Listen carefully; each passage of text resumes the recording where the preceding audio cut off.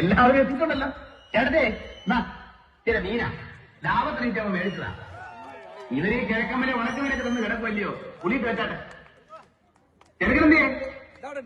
നമ്മുടെ മോളിക്കുട്ടിയുടെ ചെറുക്കൻ. ഇവരൊക്കെ ചെറുക്കന്റെ ഞാൻ അപ്പൻ, ഇത് അമ്മാവൻ. എന്നറിയാമല്ലോ, കേട്ടാണല്ലോ.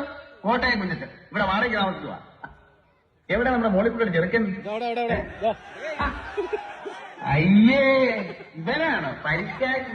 പരിഷ്കാരം എന്ന് പറയുമ്പോ ഇവരുമാതിരി. അല്ല, കുഞ്ഞച്ചൻ ഇതിലൊന്നും കയറി ഇറങ്ങുന്നുണ്ട്. ഇത് ഞങ്ങളുടെ കുടുംബകാര്യമാണ്. കുഞ്ഞച്ചനൊന്ന് പോയി.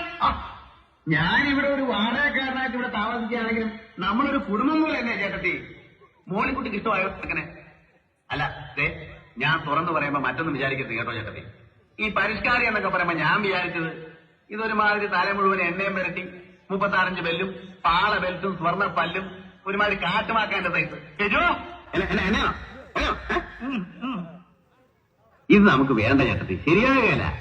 ആ കിഴക്കമ്മലെ കൊണ്ടുപോയി ഉണക്കപ്പുറമാക്കി നിന്ന് വയറ് ഉണ്ടായിരിക്കുമായിരിക്കും അല്ലയോ? അല്ല, ഒന്നാമത്തെ കുഴപ്പമില്ല, തട്ടേച്ച് പോയാൽ മതി. കുട്ടിയപ്പനപ്പോ അപ്പൊ കാണാം.